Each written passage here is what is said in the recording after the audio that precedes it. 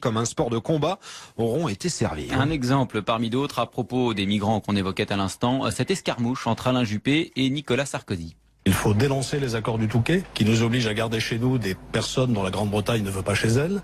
Bon, d'abord, ce ne sont pas les accords du Touquet, c'est les accords de Canterbury qui ont été renégociés au moment du Touquet, mais peu importe, tout le monde n'est pas obligé de connaître exactement le dossier. Voilà, ça résume l'état d'esprit. Benjamin Sportouche, le match Juppé-Sarkozy a bien eu lieu.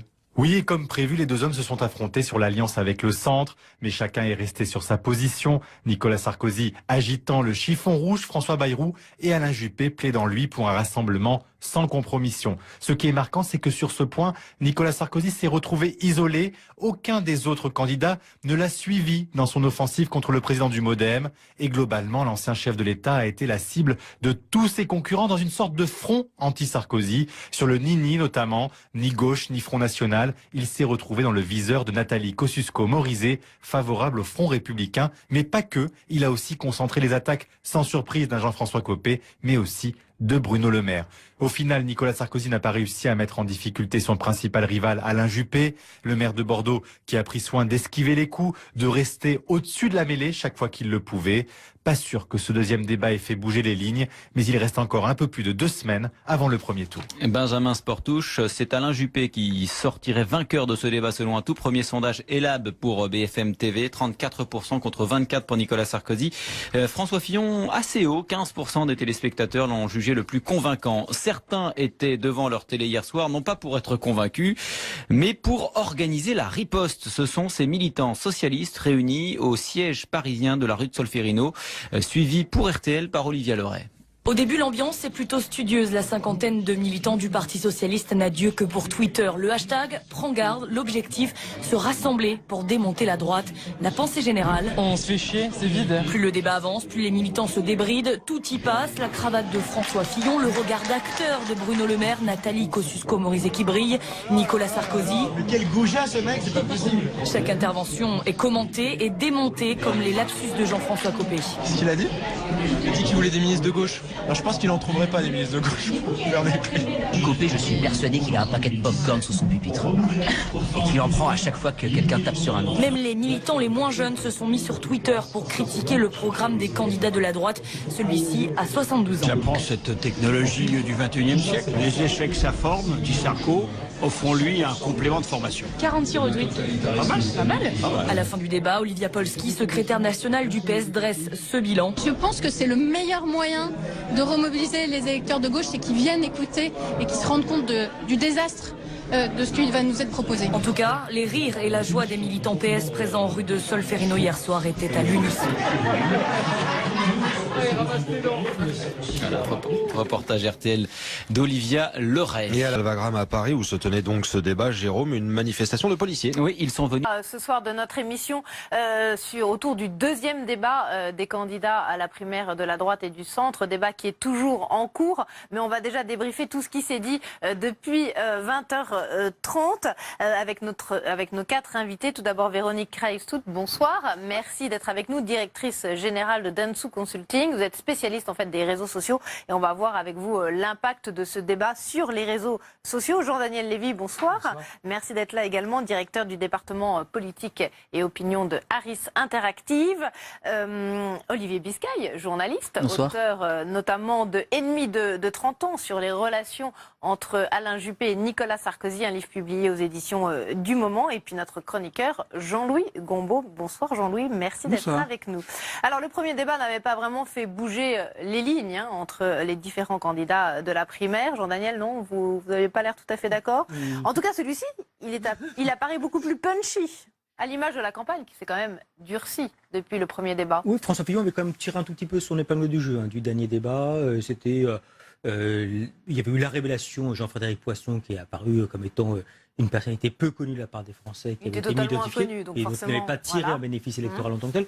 On a pu voir quand même que dans les différentes intentions de vote, ou en tout cas sur les regards en termes de présidentialité, François Fillon a quand même réussi à créer un petit peu d'espace sur qui est le troisième homme entre lui et Bruno Le Maire. Là, c'est vrai qu'on est sur un débat qui était un débat qui avait été considéré déjà comme intéressant de la part des Français, où il faut rappeler qu'il y avait plusieurs millions de Français qui avaient regardé, qui avait suscité un vrai débat par la suite, mais qui avait été jugé comme étant assez conforme, assez plat. Voilà.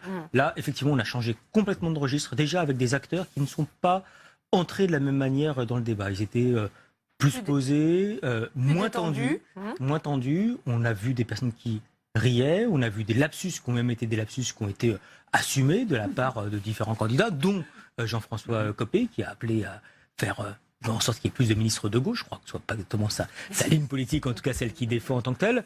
Et puis avec des interpellations, à gauche, effectivement. et puis avec des interpellations entre les candidats beaucoup plus marquées que lors de la dernière fois, et avec une capacité de rebond qui a fait que ça apparaît tout ceci comme étant un peu moins figé que le premier débat, effectivement. C'est également votre opinion, Olivier Biscay? Oui, j'ai trouvé que c'était beaucoup plus détendu, moins figé en effet. Et puis on a assisté à des dialogues pertinents, durs entre Nicolas Sarkozy, notamment, qui a été la cible, je dirais, de toutes les attaques pendant ce débat. Et par exemple, Nathalie Kosciusko-Morizet, Bruno Le Maire. Je trouve que Nathalie Kosciusko-Morizet était plutôt brutale vis-à-vis de Nicolas Sarkozy. Elle n'a rien laissé passer et elle l'a parfois mis en difficulté. D'ailleurs, il y a une petite passe d'armes entre les deux, où Nicolas Sarkozy lui a dit, on savait, c'était un peu sur le ton mi-figue, mi-raisin, on ne savait pas s'il plaisantait ou pas. Je ne suis pas sûre de te reprendre dans un de mes gouvernements.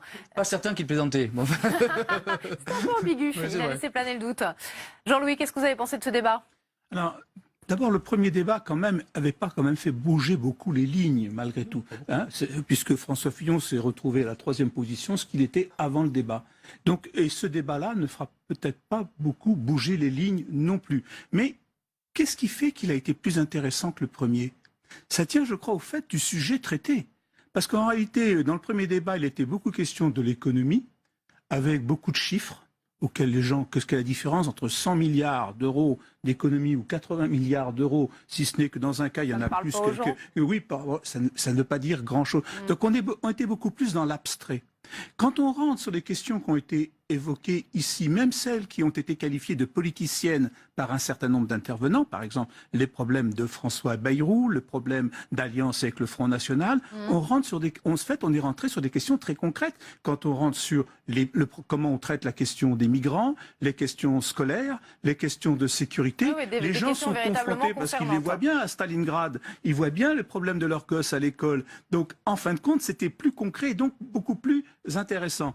Il y avait une petite contradiction dans ce que vous avez dit tout à l'heure, parce que j'ai trouvé quand même quelquefois des piques assez violentes qui ne tenaient pas simplement à Mme Kosciusko-Morizet et à M. Sarkozy. Quand même sur la question dès le débat, sur la question des accords du Touquet, Nicolas Sarkozy a été véritablement un peu accusé de la responsabilité de ce qui se passait à Calais jusqu'à il y a 48 ou un certain nombre de jours. Sur la question de l'alliance avec Bayrou, ça a l'air d'une question marginale. Et je crois que Sarkozy a bien montré que c'était pas du tout une question marginale, parce que c'était problème de l'alliance une fois la présidentielle. Sur d'autres questions de ce genre, on voyait qu'il y avait quand même un véritable débat entre eux et des débats de fond qu'on ne voyait pas, à mon avis, dans le premier débat sur les questions économiques où tout le monde, grosso modo, était d'accord. Olivier Biscay, c'est vrai que sur François Bayrou, par exemple, qui a été omniprésent dans la campagne ces derniers jours, est-ce que vous pensez que l'échange entre les candidats a été de nature un peu à éclairer ? Je rejoins M. Gombault, c'est vrai qu'on a clairement des Frances différentes qui apparaîtront après le 27 novembre ou après la présidentielle. La France de Nicolas Sarkozy avec le centre sans François Bayrou, c'est pas la France d'Alain Juppé avec le centre et François Bayrou. Donc il y a des positionnements différents qui se sont présentés et révélés au cours de cette soirée. Vous êtes d'accord, Jean-Daniel ? Un, je suis d'accord. Deux, ce qui est intéressant, c'est que Nicolas Sarkozy était entré dans le dernier débat sans être véritablement au centre du jeu. Là, Nicolas Sarkozy a choisi le moment qui serait le moment de cristallisation relativement fort. C'est lui qui, depuis quelques jours, met en avant l'alliance avec François Bayrou. François Bayrou, d'ailleurs, a publié une longue tribune sur Facebook ce week-end, qui a été d'ailleurs assez largement partagée. Je pense que Véronique pourra en attester. Et le fait que ça soit un des enjeux du débat ce soir montre bien que déjà le premier objectif de Nicolas Sarkozy est atteint. Pourquoi parle-t-il de François Bayrou? Parce que déjà c'est un repoussoir pour une partie de l'électorat, qui est un électorat de la droite.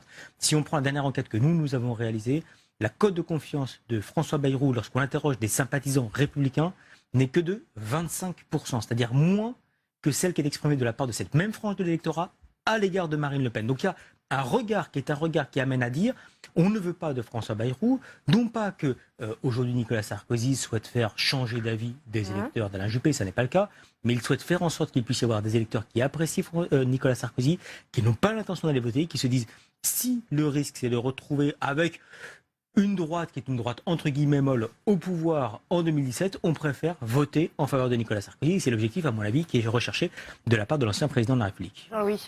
Je partage ce point de vue.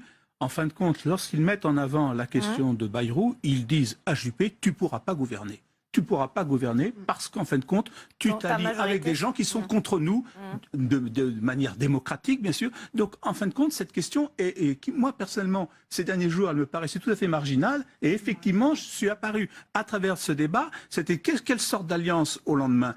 En revanche, Nicolas Sarkozy vous a convaincu alors, sur ce point-là, parce qu'autrement, sur un autre point, où il apparaît quand même qu'il était un peu logique quand il dit « je voterai François Hollande en cas de deuxième tour », je pense que là, il a fait une erreur par rapport à son électorat, et on l'a vu à l'occasion... Je voterai François Hollande face à Marine Le Pen. Qu'est-ce que j'ai dit face à François Bayrou. Marine Le Pen.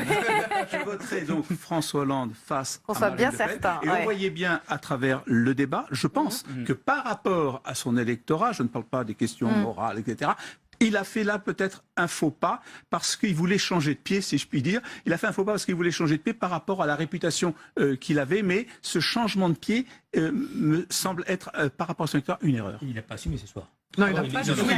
Il n'a pas du tout assumé ça. Oui, mais voilà, l'erreur est faite. Véronique, effectivement, sur les réseaux sociaux, cette question de François Bayrou, elle vous est apparue importante. Elle a pu sembler effectivement, au début des attaques de Nicolas Sarkozy contre le clan Juppé, un peu marginale peut-être dans ce débat politique. Est-ce que sur les réseaux sociaux, les Français, les citoyens, les électeurs de droite se sentent concernés? En fait, avant le débat, c'était un sujet qui était relativement important, en tout cas qui a mobilisé essentiellement sur Facebook. En revanche, durant ce débat, c'est pas la partie qui a le plus intéressé les internautes, loin de là. Ils ont plus relayé les sujets, comme vous le disiez justement, d'éducation, parce que ça leur parle concrètement.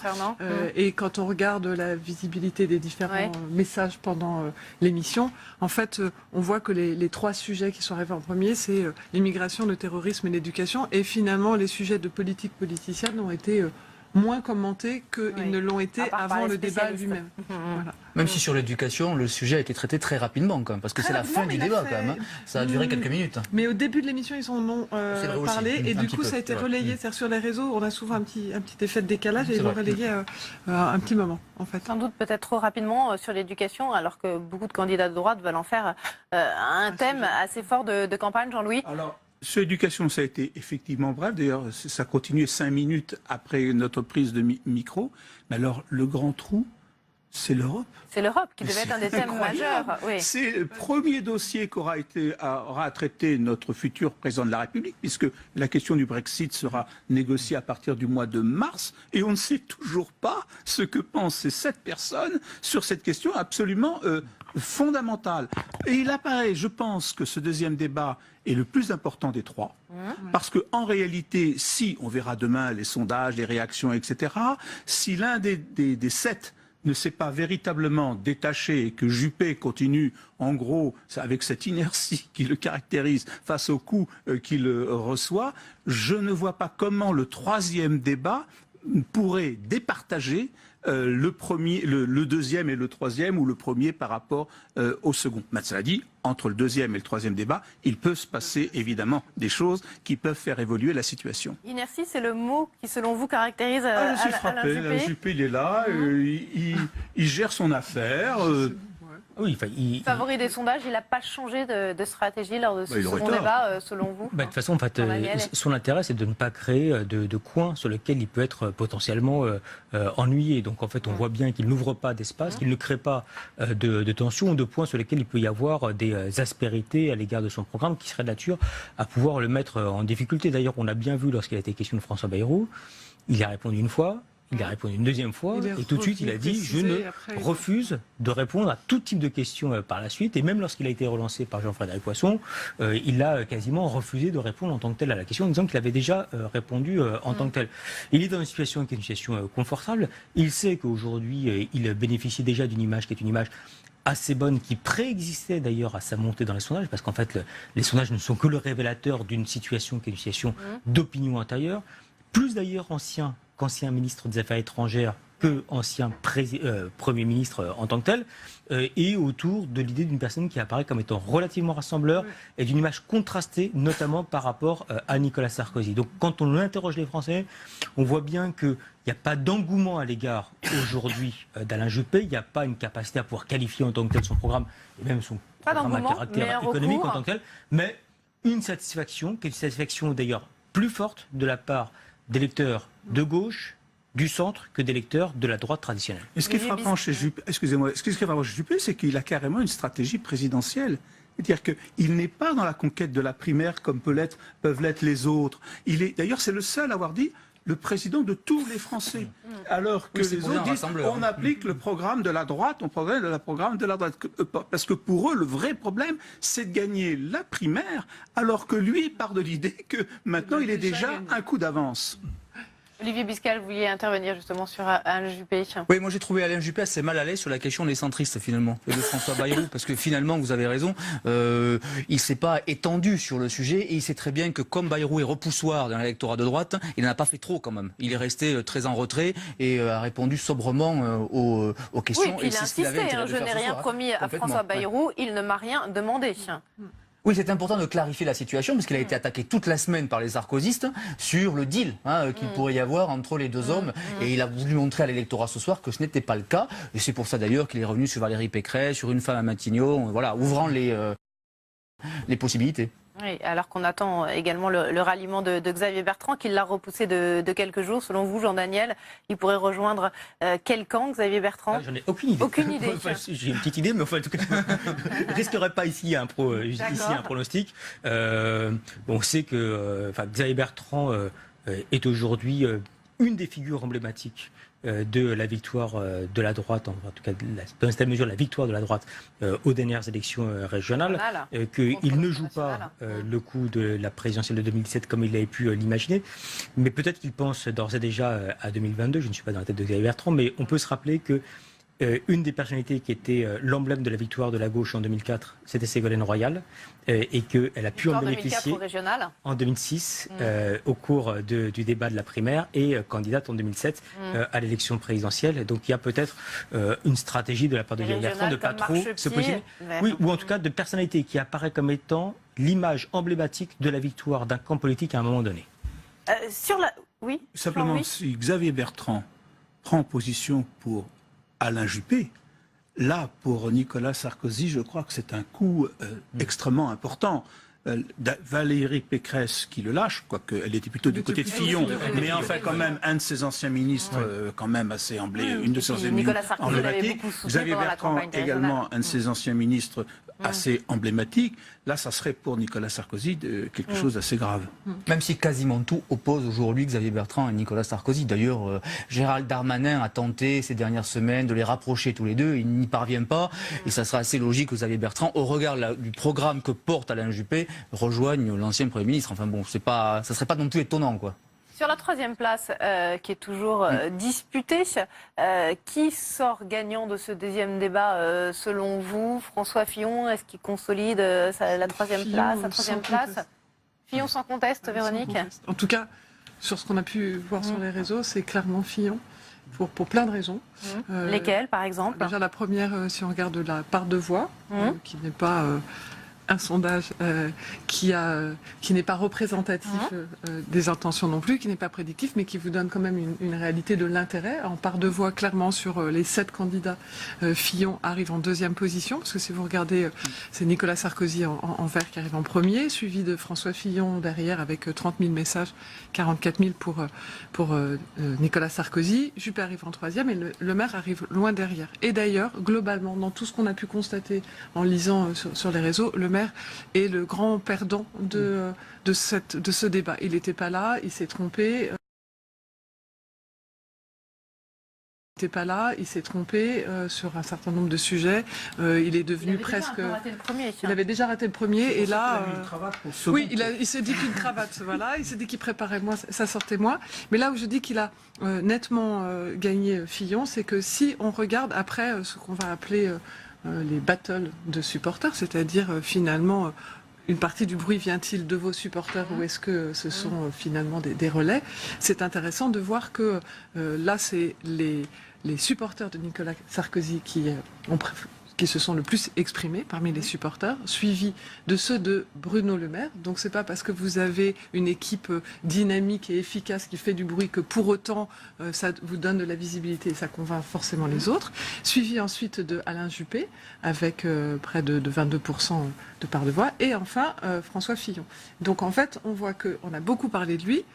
Ce ne sont pas ces supporters qui ont déclenché ces discussions. Donc c'est quand même un sujet de se dire que pendant le débat, on a eu plus de messages sur François Fillon, certes souvent des messages neutres, mais une réalité qui est quelque chose qu'on constate depuis un moment, qui est que finalement, il a une porosité plus forte sur d'autres populations. Et pendant ce débat, c'était une fois de plus assez flagrant. D'accord, c'est ce que vous ressentez également dans vos enquêtes d'opinion, Jean-Daniel Lévy. En tout cas, c'est ce qu'on avait ressenti à ce moment-là. On va commencer à travailler sur le deuxième débat. Là, c'est un peu tôt. Dans quelques minutes, sachant que l'effet d'un débat, il se traduit à travers deux types d'appréciation. La première appréciation, c'est de la part des téléspectateurs, ceux qui ont effectivement regardé toute partie d'une émission, mais pas uniquement. Nous-mêmes, les éditorialistes qui vont œuvrer ce soir sur d'autres chaînes de télévision ou de radio, demain matin, dans les journaux, à la radio, à la télévision, il y aura un bruit qui va se dégager et qui aura également cette forme d'influence. Et on sait que la manière dont peut se maturer une opinion, et la manière dont les Français peuvent être amenés à évoluer, c'est non seulement d'être confrontés directement à une communication politique, comme c'est le cas ce soir, mais également autour du bruit médiatique qui va entourer ceci et qui va justement avoir tendance à façonner une partie de l'opinion. Le fait que, par exemple, à l'issue du premier débat, il y ait un regard quasi unanime de la part des éditorialistes en disant Bruno Le Maire est passé à côté, a raté son débat, a contribué à accélérer une image qui, d'ailleurs, était globalement partagée de la part des téléspectateurs. Donc il y a le débat en tant que tel, et puis également il y a la manière dont les uns et les autres vont pouvoir commenter ce débat, et ce qui va avoir une influence sur le jugement dans un premier temps et puis sur le comportement de l'autre. Le deuxième aspect, je pense, qui me paraît important, c'est qu'il peut y avoir une différence entre l'appréciation qu'on peut avoir d'un candidat et le comportement électoral qui peut par la suite en découler. En 2011, on l'avait vu de manière extrêmement manifeste, où Manuel Valls était une des révélations politiques, avec des électeurs qui avaient découvert Manuel Valls, qui avaient découvert sa jeunesse, dans une certaine mesure, parce qu'on est jeune à un peu moins de 50 ans en France, des propos sur la sécurité, sur la nation, sur l'autorité, sur la laïcité, sur la République, qui tranchait un peu par rapport aux prises de position traditionnelles du Parti socialiste, avec un personnage qui apparaissait comme étant relativement neuf, qui était extrêmement convaincant et dans cette mesure avec un discours qui apparaissait comme étant séduisant aux yeux des électeurs, sans que pour autant il disait « j'ai envie de lui confier la responsabilité tout de suite ». Mais il a bénéficié de ces traits d'image qui lui ont permis par la suite de pouvoir apparaître comme étant légitime à Beauvau, puis à Matignon, pas uniquement la théorie on fait 5% à la primaire et on finit à Matignon, c'est on fait une primaire qui est une primaire réussie en matière de contenu politique pour par la suite apparaître comme étant légitime à des postes à responsabilité. Et sur ce point, Bruno Le Maire a raté à la fois le premier débat et aussi ce débat-là, visiblement. C'est toujours le même problème. Quand on rate la première marche, c'est très difficile de réussir la seconde. Ça, c'est toujours le problème. En revanche, Madame Kosciusko-Morizet, qui n'avait pas percé l'écran lors du premier débat, moi je l'ai trouvé très punchy, répondant sur toutes les questions et les dossiers. Voilà, alors ce débat vient de se terminer, donc on va pouvoir diffuser quelques extraits et les commenter ensemble. Je vous propose par exemple de réentendre tout de suite Alain Juppé quand il s'est exprimé justement à propos de François Bayrou. On vient d'en parler, donc Alain Juppé et Nicolas Sarkozy sur François Bayrou. On écoute cet échange. Voilà, Jean-Daniel, petit commentaire là sur ce qui vient d'être dit par Alain Juppé. Ça correspond en fait un peu à ce qu'on a dit de manière c'est-à-dire que Nicolas Sarkozy, pour la première fois, quasiment depuis 3 semaines, arrive à imposer une thématique de campagne.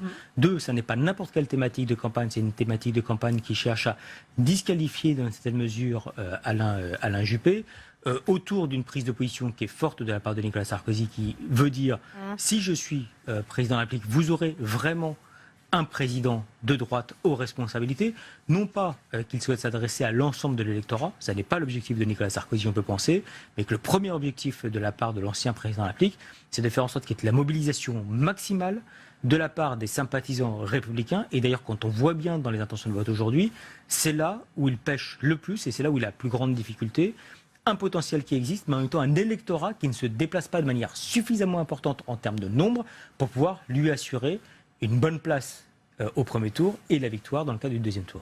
Alors, François Hollande a été aussi évidemment critiqué par les candidats à cette primaire de la droite et du centre. Notamment, il y a une violente charge de François Fillon. On va l'écouter tout de suite.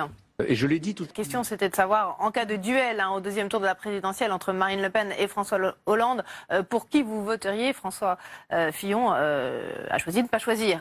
C'est ça, et c'est lui qui a porté la plus violente charge contre François Hollande ce soir lors de ce débat, Olivier Biscay. Oui, il reste sur sa ligne développée depuis quelques jours.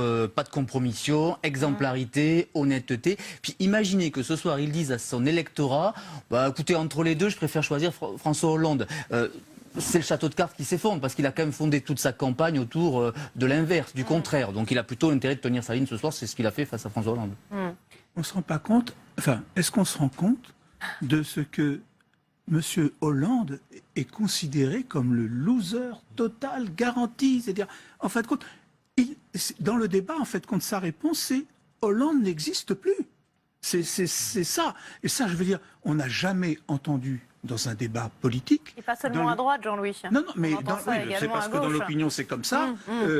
On se permet, on est candidat à la présidence de la République, de dire le président de la République d'aujourd'hui n'existe plus. Donc effectivement, le raisonnement est parfaitement logique. Je n'ai pas besoin de me prononcer sur une hypothèse complètement ubuesque, rocambolesque, qui n'a aucun sens. Et donc, quelque part, effectivement, ils font une leçon de ce point de vue à M. Sarkozy en lui disant « Mais c'est nous qui allons gagner. La question ne se posera pas. » Jean-Daniel, oui, non, vous vouliez prolonger le propos de Jean-Louis. Les électeurs de droite n'ont jamais reconnu la victoire de François Hollande. C'est-à-dire que quand on prend les enquêtes à l'issue du deuxième tour de l'élection présidentielle, on a uniquement 10% des électeurs de Nicolas Sarkozy qui déclarent faire confiance et accorder leur confiance à François Hollande. On peut rappeler qu'on avait plus d'un tiers des électeurs de Ségolène Royal qui, en 2007, avec le Nicolas Sarkozy de l'époque, dont on peut rappeler qu'il était teinté d'une forme d'inquiétude du point de vue de l'opinion, qui suscitait la confiance de la part des sympathisants de gauche. Donc, depuis le 6 mai 2012, les électeurs de droite veulent leur revanche et passent par perte et profit François Hollande en tant que président de la République. Encore un extrait du débat ce soir, c'est lorsque Nicolas Sarkozy a assuré qu'il ne se représenterait pas pour un deuxième mandat en 2022, si bien sûr il est élu président de la République en 2017. On écoute Nicolas Sarkozy. Voilà, et on a noté le plan sur Alain Juppé avec cette petite pique. J'aurai 67 ans en 2022. Il a déjà 70, oui, alors que 71 même pour Alain Juppé. Et du coup, Juppé lui a répondu sur l'âge aussi. Il a repris le mandat. On ne va pas parler. On voit que Sarkozy a aussi de l'humour. Oui, parce qu'il y a eu peu de petites piques ce soir entre Alain Juppé et quand même Nicolas Sarkozy. Ils se sont observés, mais il n'y a pas eu d'échange entre les deux principaux candidats. Pas d'échange, mais quand les piques ont été là, elles ont été savoureuses. Plutôt drôles, habiles. Voilà, ils se connaissent tellement, ces deux hommes-là, depuis 40 ans que... Oui, vous qui avez écrit sur leur entente... Ou leur inamitié plutôt. Plutôt, oui, en effet. Ils s'entendent si bien que finalement, ils ne s'adressent que des regards. Ils savent très bien dans quel cours ils jouent, sur quel ring ils jouent. C'est très différent de l'échange qu'on a pu avoir entre NKM et puis Nicolas Sarkozy, où là c'était beaucoup plus brutal. Elle avait à montrer qu'elle était capable de le défier aussi. En tout cas, ils sont deux à annoncer se présenter pour un seul mandat. Alain Juppé, Nicolas Sarkozy. Peut-être même François Fillon. Oui, il n'a pas été très clair, mais... question de choix personnel. Il n'a pas été très clair. Enfin, si on lit un peu entre les lignes, on peut considérer qu'il n'y va que pour un mandat. Autour de l'idée qui est une idée assez singulière. Pour mener des réformes, il faut accepter d'être impopulaire au risque de ne pas souhaiter justement et convaincre les Français et opter pour un nouveau mandat potentiel, c'est-à-dire un jugement final des électeurs. Donc il y a une forme d'inversion d'ailleurs par rapport à ce qu'a pu être la tradition de la Ve République, avec un mandat qui est confié et puis à la fin des électeurs qui peuvent juger ou pas de l'appétence qui peut être donnée aux candidats sortants. Pour finir, Véronique, Jean-Louis l'a souligné tout à l'heure, les thèmes qui étaient abordés dans le débat de ce soir étaient très concernants pour les Français, pour les citoyens, pour les électeurs. Quels ont été les sujets les plus discutés sur les réseaux sociaux? C'est ce que je vous disais tout à l'heure, c'est l'éducation grandement, même si effectivement, comme vous le soulignez, c'est plutôt un sujet qui était abordé à la fois, mais dès le début de l'émission, en fait, on en a parlé. On peut aborder, sans doute. Ceci dit, je ne sais pas si vous aviez noté, mais Najat Vallaud-Belkacem avait tweeté juste avant sur le sujet. Donc on sentait que c'était un sujet qui allait être abordé, il était attendu, donc peut-être que ça explique aussi pourquoi c'est un sujet qui ressortait pas mal. Après, évidemment, l'immigration et le terrorisme sont les deux sujets qui ont été les plus commentés. Et qu'est-ce qui différencie ce soir sur les réseaux sociaux le premier débat du deuxième débat? Alors déjà, le volume, tout simplement. Oui. Alors est-ce que c'est lié aux chaînes sur lesquelles c'est passé, peut-être. Mais le premier débat a suscité 212 000 messages. Et le deuxième débat, on est autour de 110 000. Je dis autour parce que... Donc moitié moins. Ouais. Ça voudrait dire qu'il y a 2 millions, parce qu'il y a eu 5 millions. On va voir les audiences. On va voir les audiences, mais... Ça veut dire moitié moins d'audience? Non, c'est pas toujours mécanique. C'est pas toujours mécanique. Mais ça veut dire que, en tout cas, le sujet a suscité moins d'intérêt ou moins d'envie de débattre. Alors que le ton était quand même plus punchy. Alors que le ton était le débat était moins formel. Maintenant, il faudrait un peu plus de temps pour rentrer dans le détail, mais je pense que réellement, il y a aussi un sujet de la virulence des messages en soi. Il y a plus d'opposition. La première fois, il y avait des commentaires, beaucoup de commentaires aussi sur la forme. Là, il y en avait moins. Moins sur la couleur de la robe, sur des choses passionnantes, moins sur la cravate ou pas cravate. Au départ, sur Bruno Le Maire qui avait remis sa cravate. Quelques sujets de ce type-là. Quelques blagues. Malheureusement pour Nathalie Kosciusko-Morizet, c'était l'un des sujets. La dernière fois, c'était la robe. Et là, il y avait pas mal de gifs animés qui montraient qu'elle était à bout de nerfs et qu'elle allait partir du plateau. Je sais pas quoi. Ouais. Voilà. Mais globalement, peut-être moins de messages, mais plus costaud et plus sérieux que la première fois. Il nous reste quelques secondes, Jean-Daniel. Ce qu'on sait, c'est que, on parle beaucoup de tout ce qui est la communication non verbale, etc.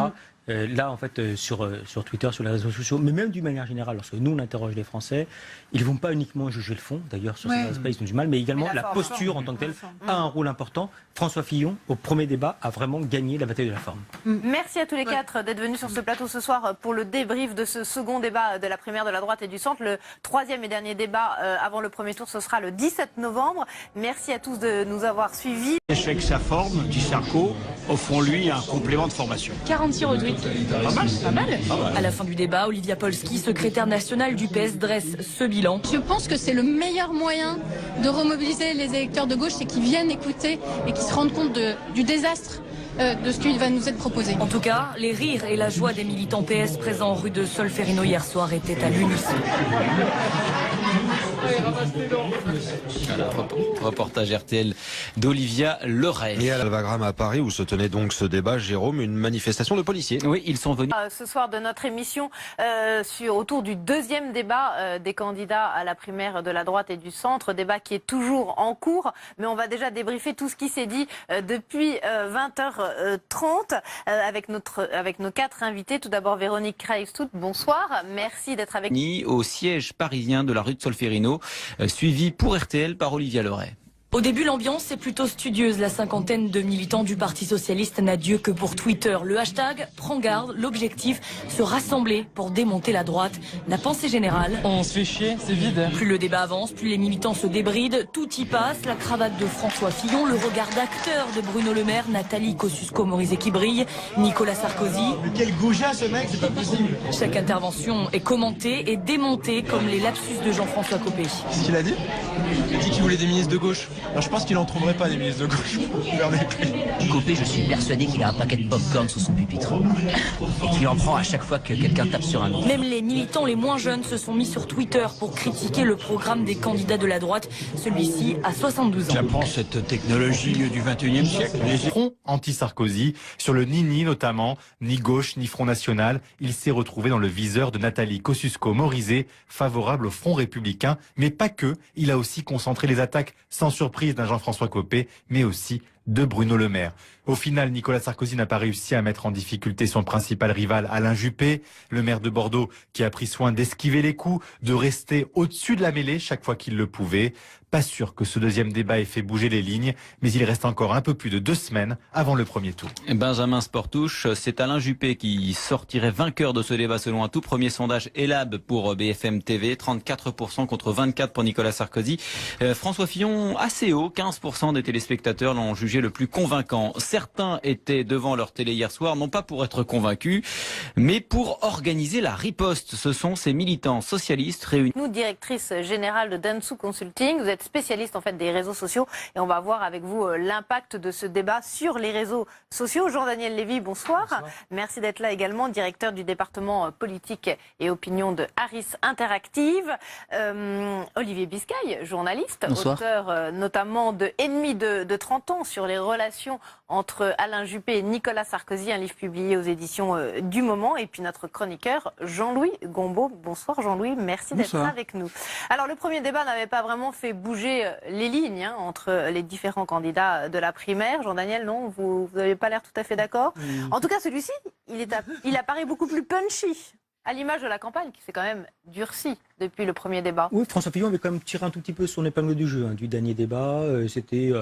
il y avait eu la révélation, Jean-Frédéric Poisson. Politique comme un sport de combat auront été servis. Un exemple parmi d'autres à propos des migrants qu'on évoquait à l'instant, cette escarmouche entre Alain Juppé et Nicolas Sarkozy. Il faut dénoncer les accords du Touquet qui nous obligent à garder chez nous des personnes dont la Grande-Bretagne ne veut pas chez elle. Bon, d'abord, ce ne sont pas les accords du Touquet, c'est les accords de Canterbury qui ont été renégociés au moment du Touquet, mais peu importe, tout le monde n'est pas obligé de connaître exactement le dossier. Voilà, ça résume l'état d'esprit. Benjamin Sportouche, le match Juppé-Sarkozy a bien eu lieu. Oui, et comme prévu, les deux hommes se sont affrontés sur l'alliance avec le centre, mais chacun est resté sur sa position. Nicolas Sarkozy agitant le chiffon rouge, François Bayrou et Alain Juppé plaidant lui pour un rassemblement sans compromission. Ce qui est marquant, c'est que sur ce point, Nicolas Sarkozy s'est retrouvé isolé. Aucun des autres candidats ne l'a suivi dans son offensive contre le président du MoDem. Et globalement, l'ancien chef de l'État a été la cible de tous ses concurrents dans une sorte de